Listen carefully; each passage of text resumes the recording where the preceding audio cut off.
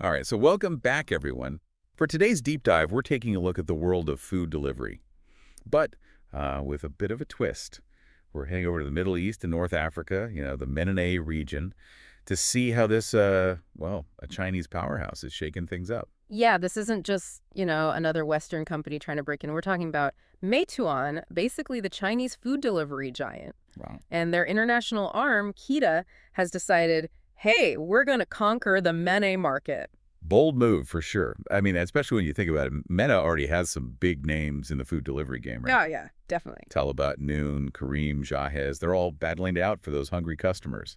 So what makes Keeta think they can just waltz in and disrupt everything? Well, they're using a strategy that's worked well for them in the past. Aggressive subsidies, like we're talking serious discounts here, really undercutting the competition, especially when it comes to those delivery fees that everyone hates. Okay, yeah, those can add up. And get this, in Riyadh, they're offering unlimited free delivery. Unlimited, free. Seriously.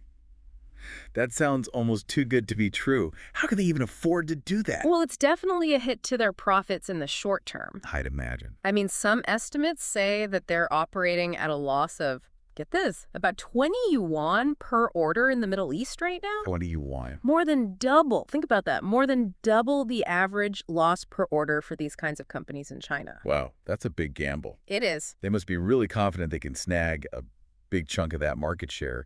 But it can't just be about cheap food, right? Right. They have to be bringing something else to the table. Oh, absolutely. They're bringing Meituan's tech expertise, all that, the algorithms, the routing systems, to really optimize delivery times. So you're saying? Imagine you place an order, boom, it's there super fast. Okay. That's huge in a market where speedy, reliable delivery isn't, always a guarantee.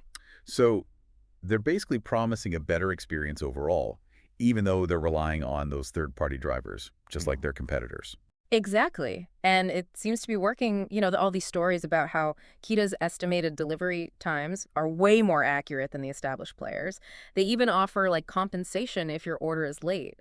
They're setting a new standard for customer service in the MENA food scene. I mean, it's making me hungry just thinking about it. Right. But who are they targeting with this, the super fast, super cheap approach? Are they just going after, the budget-conscious crowd? You might think so, but actually they're aiming for let's call it a more discerning customer base, especially younger people and women. Interesting. Demographics with growing spending power and who are open to new things. So it's less about a quick, cheap meal and more about, a premium experience. Exactly. Convenience, quality, that smooth digital experience, that's what they're after. And this actually ties in with some interesting social changes that are happening in Saudi Arabia. Like what?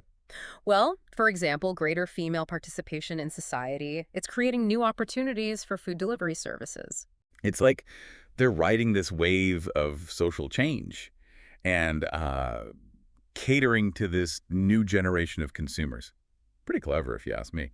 But they got to be facing some hurdles, right? Even with everything they have going for them. Oh, for sure. One of their biggest challenges is, building up a solid network of local merchants. They've had some success partnering with those big names, McDonald's, Starbucks, those kinds of places. But breaking into the local market, that's proving to be a bit trickier. Yeah, they're going up against Jahez, the current market leader.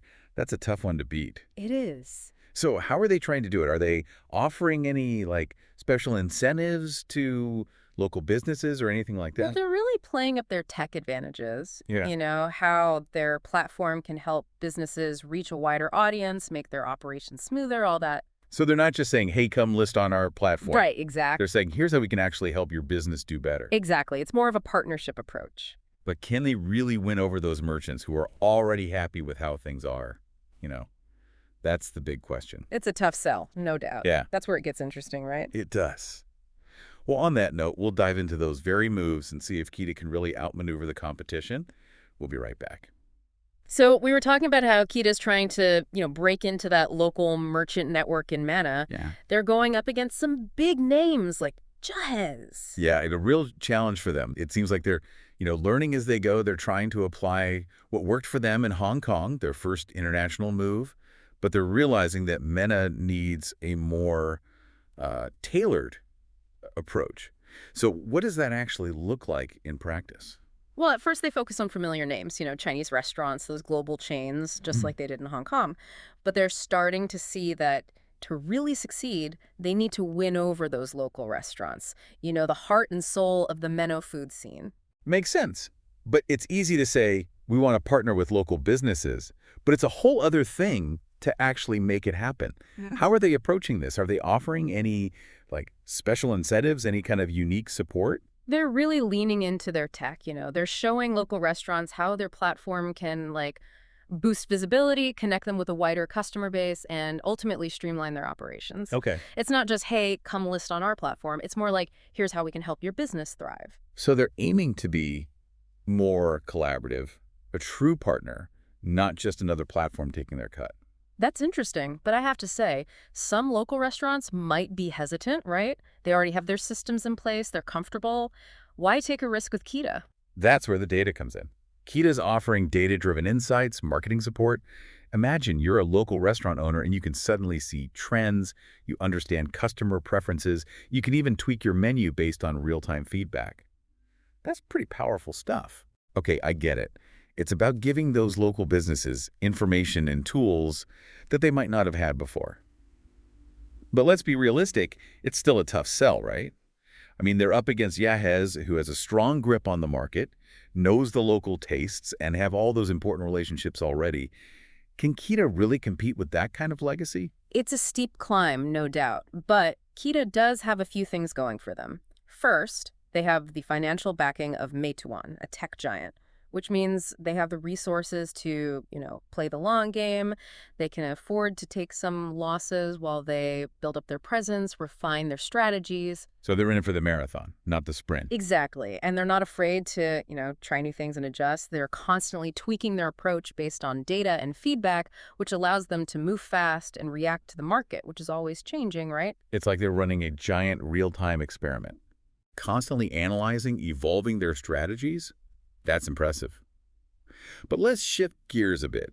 It's not just about attracting new customers and merchants. They also have to keep them right. How are they planning to build that loyalty, create those repeat customers? That's where the emphasis on a smooth, positive customer experience comes in. Right. Fast, reliable delivery, personalized recommendations, an easy-to-use platform, all of that matters. They're thinking long-term.